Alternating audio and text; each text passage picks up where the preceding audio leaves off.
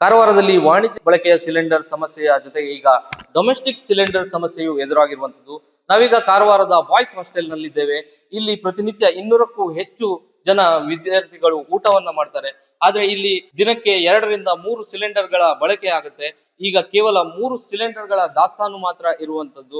ಈ ಹಿನ್ನೆಲೆಯಲ್ಲಿ ವಿದ್ಯಾರ್ಥಿಗಳಿಗೆ ನೀಡುವಂತ ಚಪಾತಿ ಆಗಿರ್ಬೋದು, ಪೂರಿ ಆಗಿರ್ಬೋದು, ಇನ್ನು 2 ದಿನಗಳ ಬಳಿಕ ನಿಲ್ಲಿಸುವ ಸಾಧ್ಯತೆ ಇದೆ ಎನ್ನುವುದು ಹಾಸ್ಟೆಲ್ ಮೇಲ್ವಿಚಾರಕರು ಹೇಳ್ತಾ ಇರುವಂತದ್ದು.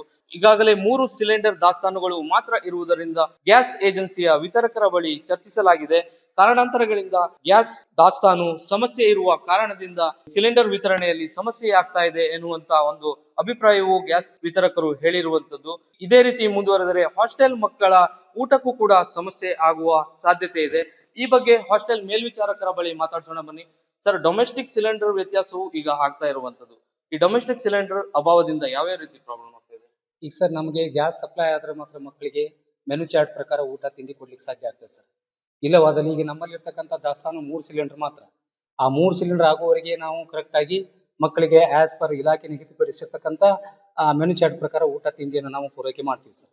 ಆನಂತರ ಈಗಾಗಲೇ ನಾವು 4 ದಿವಸ ಆಯ್ತು ಗ್ಯಾಸ್ ಬುಕ್ ಮಾಡಿ ಸರ್. ಇನ್ನೂವರೆಗೆ ಅದು ಬಿಲ್ಲಿಂಗ್ ಬರ್ತಾ ಇಲ್ಲ, ಆಮೇಲೆ ಗ್ಯಾಸ್ ಇದಾಗ್ತಾ ಇಲ್ಲ ಅಂತೇಳಿ ವಿತರಕರು ಹೇಳಿರುವುದರಿಂದ ಇನ್ನು 3 ದಿವಸದ ನಂತರ ನಮಗೆ ಗ್ಯಾಸ್ ಪೂರೈಕೆ ಆದ್ರೆ ಮಾತ್ರ ಮೆನು ಚಾರ್ಟ್ ಪ್ರಕಾರ ಮಕ್ಕಳಿಗೆ ಊಟ ತಿಂಡಿಯನ್ನ ಕೊಡ್ಲಿಕ್ಕೆ ಸಾಧ್ಯ ಆಗ್ತದೆ ಸರ್. ಇಲ್ಲವಾದಲ್ಲಿ ಮಕ್ಕಳಿಗೆ ಯಾವುದೇ ರೀತಿಯ ಆಹಾರ ಪದಾರ್ಥಗಳನ್ನು ತಯಾರು ಮಾಡಲಿಕ್ಕೆ ಸಾಧ್ಯ ಆಗುದಿಲ್ಲ ಸರ್. ಇವಿಷ್ಟು ಹಾಸ್ಟೆಲ್ ಮೇಲ್ವಿಚಾರಕರ ಅಭಿಪ್ರಾಯವಾಗಿದೆ. ಕಾರವಾರದಲ್ಲಿ ವಾಣಿಜ್ಯ ಸಿಲಿಂಡರ್ ಜೊತೆಗೆ ಈಗ ಡೊಮೆಸ್ಟಿಕ್ ಸಿಲಿಂಡರ್ ಅಭಾವ ಕೂಡ ಸೃಷ್ಟಿಯಾಗಿದೆ.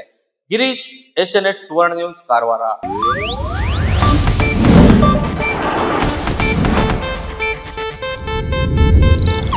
ಇದು ಏಷ್ಯಾನೆಟ್ ನ್ಯೂಸ್ ನೆಟ್ವರ್ಕ್ ಪ್ರಸ್ತುತಿ.